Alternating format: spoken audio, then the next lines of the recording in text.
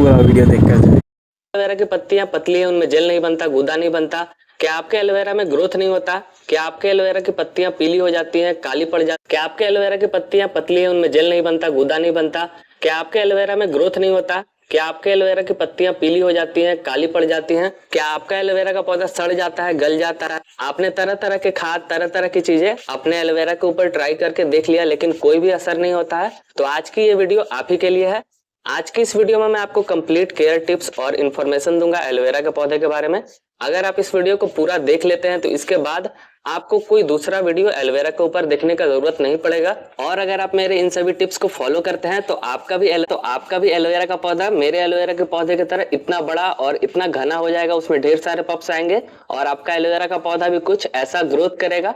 Yellow family में 300-400 तरह के प्लांट्स हैं, उनमें सबसे ज्यादा बेनिफिशियल, सबसे ज्यादा यूजफुल, सबसे ज्यादा मेडिसिनल प्लांट है एलोवेरा। एलोवेरा एक सक्युलेंट प्लांट है। ये अपनी पत्तियों में अपना खाना और अपना पानी स्टोर करके रखता है, जिसे हम जेल कहते हैं। एलोवेरा लगभग सभी के घरों में पाया जाता है और बहुत सारे लोग इसके जेल का यूज करते हैं, इस्तेमाल करते हैं। अगर आप एलोवेरा का जेल इस्तेमाल करते हैं तो आपका मेन फोकस रहता है कि आपके एलोवेरा में ज्यादा से ज्यादा जेल बने। तो आज की इस वीडियो में मैं आपको वो सारा कुछ बताऊंगा जिससे आपका एलोवेरा का पौधा पूरा जेल से भर जाएगा। सबसे पहले मैं आपको बता दूं, एलोवेरा सूखे जगह का, ड्राई एरिया का पौधा है। ऐसी जगह का पौधा है जहाँ पे कम पानी रहता है, तेज धूप रहता है, मिट्टी सूखी रहती है, ऐसे जगह का ये पौधा है। और आप इस बात को ध्यान रखिएगा क्योंकि इसी से रिलेटेड सारा कुछ आगे वीडियो में होने वाला है। सबसे पहले तो मैं आपको प्रोपोगेशन के बारे में बता देता हूँ कि एलोवेरा का पौधा किस तरह आप तैयार कर सकते हैं। सबसे पहला तरीका है बीज से, सीड से एलोवेरा का पौधा तैयार होता है। हाँ, एलोवेरा में भी बीज बनते हैं, इसमें भी फ्लावरिंग होता है, फूल आते हैं सर्दियों के मौसम में। दूसरा तरीका है पप्स के थ्रू प्रोपोगेट करना। आप जो ये इतना छोटा सा एलोवेरा का पौधा, एलोवेरा का पप देख रहे हैं, इतना ही बड़ा मैंने नर्सरी से पौधा खरीदा था और अभी आप देखिए कितने सारे एलोवेरा के पौधे, कितने सारे पप्स तैयार हो गए हैं।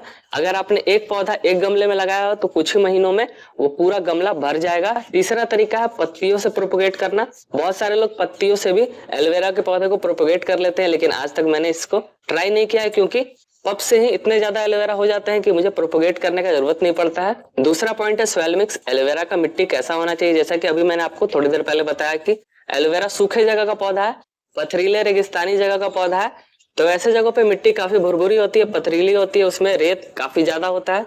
तो आप जब भी अपने घर पे एलोवेरा का मिट्टी तैयार करें तो उसमें रेत का मात्रा ज्यादा रखें। 50% आपको सॉइल रखना है, मिट्टी रखना है, 30% आपको रेत उसमें मिलाना है और 20% के करीब आप उसमें वर्मी कंपोस्ट या काऊ डंग मिला सकते हैं। तीसरा पॉइंट है पॉट। मिट्टी तो आपने तैयार कर लिया, तो आपको कैसे गमलों के अंदर एलोवेरा को लगाना चाहिए। आप किसी भी तरह के गमले के अंदर एलोवेरा को लगा सकते हैं। आप चाहे तो प्लास्टिक के अंदर भी लगा सकते हैं, ग्रो बैग के अंदर भी लगा सकते हैं। ये आशीर्वाद आटे की बोरी है, इसमें मैंने लगाया था। आप प्लास्टिक के गमले के अंदर भी लगा सकते हैं, मिट्टी के गमले के अंदर भी लगा सकते हैं, सीमेंट के गमले के अंदर भी लगा सकते हैं। आप हर तरह के गमलों के अंदर एलोवेरा को लगा सकते हैं। बस आपको एक बात का ध्यान देना है कि 7 से 10 इंच का गमला होना चाहिए, उससे छोटा गमला मत लीजिएगा। बड़ा लेंगे तो और भी अच्छा है, लेकिन 7 से 10 इंच के बीच का गमला होना चाहिए क्योंकि एलोवेरा काफी भारी होता है और जब ये अच्छा खासा ग्रो हो जाता है और अगर गमला छोटा रहे तो वो गमला बार बार गिरता रहता है। चौथा पॉइंट है वाटरिंग। जैसा कि मैंने आपको बताया, एलोवेरा सूखे जगह का पौधा है, को पानी का जरूरत कम होता है। बहुत सारे लोग अपने एलोवेरा में ज्यादा पानी देते हैं ये सोच करके कि एलोवेरा में ज्यादा जेल बनेगा। एलोवेरा में ज्यादा जेल ज्यादा पानी देने की वजह से नहीं बनता है। आपको अपने एलोवेरा में कम से कम पानी देना है। गर्मियों के मौसम में आप एक दिन छोड़ के पानी दे सकते हैं अपने एलोवेरा में, और बरसात में आपको जब भी लगे मिट्टी सूख गया है तभी आप उसमें पानी दीजिए। और सर्दियों के मौसम में आप अगर एक हफ्ते में भी एक बार अपने एलोवेरा में पानी देंगे तो इसको कोई असर, कोई फर्क नहीं पड़ने वाला है। जब भी आपको लगे मिट्टी ऊपर से पूरा सूख गया है तभी आप अपने एलोवेरा में पानी डालिए। पांचवा पॉइंट है लोकेशन। एलोवेरा को कैसे जगह पे रखा जाए जिससे कि इसमें ज्यादा ग्रोथ हो, ज्यादा इसकी पत्तियां मोटी हो। तो आप अपने एलोवेरा को फुल सनलाइट में रखिए। जैसा कि मैंने आपको बताया था शुरू में ही कि एलोवेरा एक ड्राई एरिया, सूखे जगह का पौधा है, तो इसको ज्यादा धूप चाहिए होता है क्योंकि जहाँ पे ये नेचुरली पाया जाता है वहां पे इसको बहुत ज्यादा धूप इस पे पड़ता है। 6 से 8 घंटे का डायरेक्ट सनलाइट आपको अपने एलोवेरा को देना है। एलोवेरा का पौधा 35 से 40 डिग्री तक का टेम्परेचर सह लेता है। अगर उससे ज्यादा धूप हो रहा है तो आपको हल्का सा छांव देना चाहिए। छठा पॉइंट है बेस्ट सीजन। एलोवेरा के पौधे को कौन सा मौसम सबसे ज्यादा पसंद होता है? गर्मियों के मौसम में तो एलोवेरा थोड़ा मोड़ा ग्रोथ करता है, ज्यादा इसमें ग्रोथ नहीं होता है, लेकिन बारिश के मौसम में एलोवेरा बहुत ज्यादा ग्रोथ करता है और इसमें बारिश के मौसम में ही सबसे ज्यादा पप्स आते हैं। सर्दियों के मौसम में एलोवेरा में बहुत ही प्यारा, बहुत ही खूबसूरत फूल आता है। एक पतला लंबा सा डंडी निकलता है और उस पर ढेर सारे फूल लटके हुए निकलते हैं और हमिंग बर्ड, छोटी जो आप चिड़िया देखते हैं, उन्हें ये फूल के रस पीना बहुत ज्यादा पसंद होता है। मेरे एलोवेरा में भी हर साल बहुत ज्यादा फ्लावरिंग होता है सर्दियों के मौसम में। अगर आप मेरे चैनल के साथ जुड़े रहते हैं तो आपको पता होगा, अपने ओवरव्यू वीडियोस में मेरे एलोवेरा के फूल देखे होंगे। सातवां फर्टिलाइजर, एलोवेरा के पौधे को खाद चाहिए या नहीं। ऐसा मैं इसलिए बोल रहा हूँ क्योंकि एलोवेरा के पौधे को खाद चाहिए ही नहीं।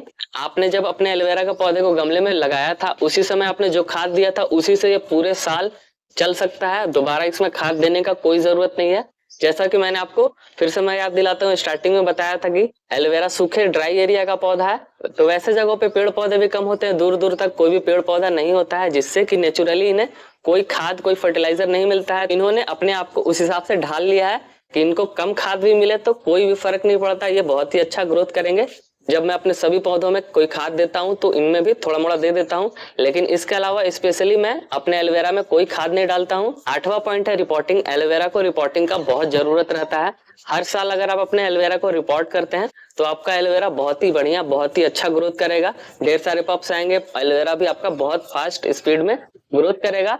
और अगर आप रिपोर्ट नहीं करते हैं तो आपका एलोवेरा का हाल कुछ ऐसा ही हो जाएगा। 9वां पॉइंट है वीड्स। एलोवेरा में तो वैसे खरपतवार बहुत कम उगते हैं, क्योंकि जब आपका एलोवेरा ग्रोथ पकड़ लेता है तो उसमें काफी सारे पप्स आते हैं और एलोवेरा का पौधा तुरंत ही कुछ ही महीनों में बहुत घना हो जाता है और वीड्स, खरपतवार के लिए जगह ही नहीं बचता कि वो ग्रोथ करे।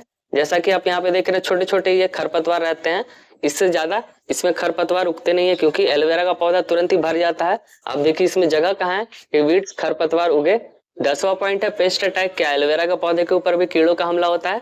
तो इसका जवाब है हाँ। एलोवेरा के पौधे के ऊपर एफिड्स, हरे रंग के छोटे छोटे कीड़े होते हैं, उनका अटैक बहुत ज्यादा, हमला बहुत ज्यादा होता है। और ये हरे रंग के जो छोटे छोटे से कीड़े होते हैं, उनका अटैक, उनका हमला सर्दियों के मौसम में ज्यादा होता है क्योंकि उस समय धूप कम रहता है और एलोवेरा के पौधे के ऊपर ज्यादा धूप नहीं पड़ता है, जिसके कारण उन कीड़ों का हमला होता है। और अगर आपने एलोवेरा को अपने ऐसे जगह पे रखा है जहां पर धूप कम इसको मिल रहा है, तो वैसे जगहों पे भी एफिड्स आ जाते हैं। तो एफिड्स से अपने एलोवेरा को बचाने के लिए आप उसको ज्यादा से ज्यादा धूप दीजिए। और अगर आपको लग रहा है कि एफिड्स का हमला हो गया है तो आप अपने एलोवेरा के ऊपर नीम ऑयल का स्प्रे कर सकते हैं। 11वां पॉइंट है डिजीज। क्या एलोवेरा के पौधे के अंदर कुछ बीमारियां भी होती हैं? तो हाँ, एक बीमारी होती है, वो है रॉटिंग, सड़ना। ये बहुत ज्यादा एलोवेरा के पौधे के अंदर होता है क्योंकि एलोवेरा के पौधे को ज्यादा पानी पसंद नहीं है और अगर आप ज्यादा पानी डाल देते हैं अपने एलोवेरा में तो एलोवेरा का पौधा नीचे से सड़ जाता है। तो आप अपने एलोवेरा के पौधे के अंदर कम से कम पानी दीजिए अगर आपको अपने एलोवेरा को सड़ने नहीं देना है तो। 12वां पॉइंट है यूजेज। एलोवेरा का इस्तेमाल। एलोवेरा को सैकड़ों तरह की बीमारियों को ठीक करने के लिए इस्तेमाल किया जाता है। मैं आपको कुछ के नाम गिना देता हूँ, जैसे कि आपको अगर पिंपल हो रहा है तो उसमें एलोवेरा का इस्तेमाल किया जाता है, अगर हेयर फॉल हो रहा है उसमें एलोवेरा का इस्तेमाल किया जाता है, और अगर आपका कहीं हाथ पैर जल गया है तो उस पर भी अगर आप एलोवेरा का जेल लगाते हैं तो वो भी बहुत जल्दी ठीक हो जाता है। एक तरह से फेस वॉश का भी काम आ जाता है। और बहुत सारे लोग एलोवेरा के जेली को खाते भी हैं, जेल को पीते भी हैं, लेकिन मैं कोई सर्टिफाइड वैद्य नहीं हूँ जो कि मैं आपको रिकमेंड करूँ ये सभी चीजें। अगर आप एलोवेरा को इस्तेमाल करना चाहते हैं तो एक बार वैद्य से जरूर संपर्क कीजिए। लेकिन एक बात मैं आपको बता दूं, जब भी आप उसकी पत्तियों को पौधे से अलग करते हैं तो आपने जहाँ पे कट लगाया वहां पे आपने देखा होगा कि कुछ मिनटों तक वहां से पीले रंग का लिक्विड निकलता है।